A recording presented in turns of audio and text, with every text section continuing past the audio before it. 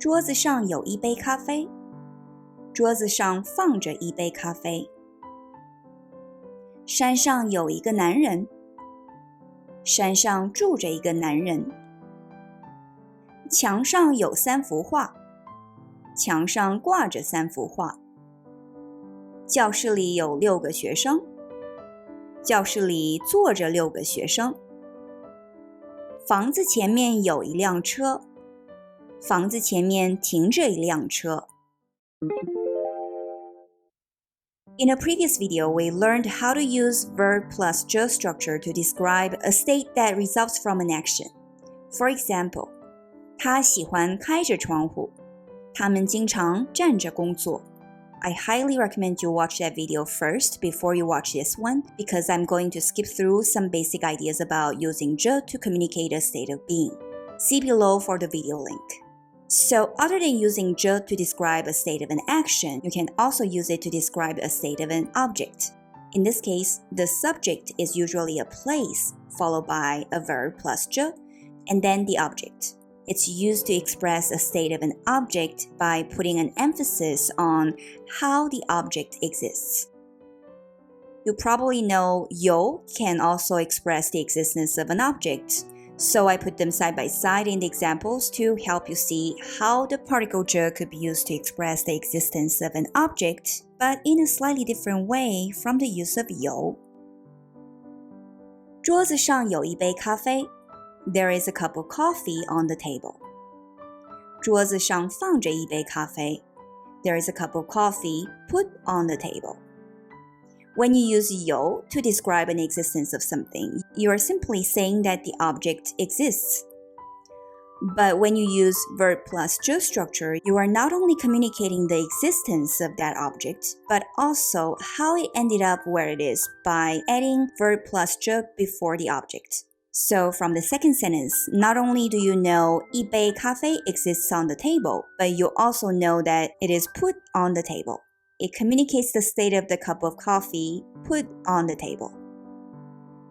山上有一个男人。There is a man on the mountain. 山上住着一个男人。There is a man living on the mountain. From the second sentence, you do not only know that there is a man on the mountain, but you also know that he is living on the mountain.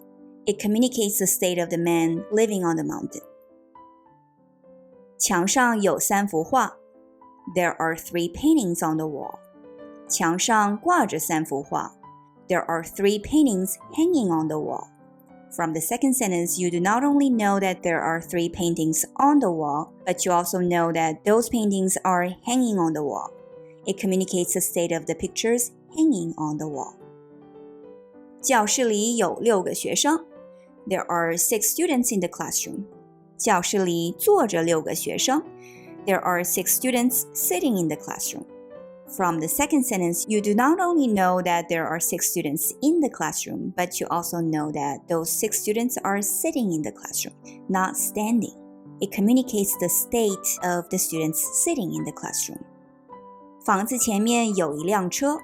There is a car in front of the house. 房子前面停着一辆车。There is a car parked in front of the house. From the second sentence, you do not only know that there is a car in front of the house, but you also know that the car is parked in front of the house. It communicates the state of the car being parked in front of the house. Rearrange the following words to say, there is a woman sitting in the cafe. You can pause the video and write your answer in the comment below.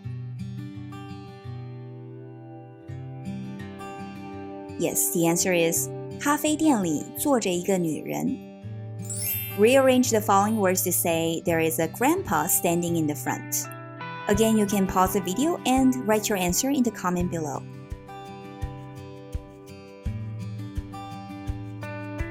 Yes, the answer is 前面站着一个爷爷。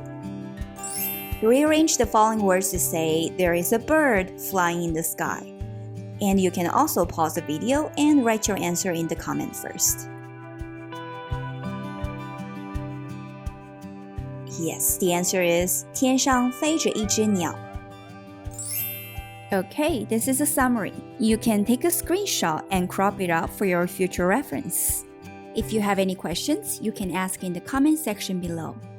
If you want more videos like this, check out this playlist on the left and subscribe and click the bell icon so you can be notified of my future videos. Thanks for watching.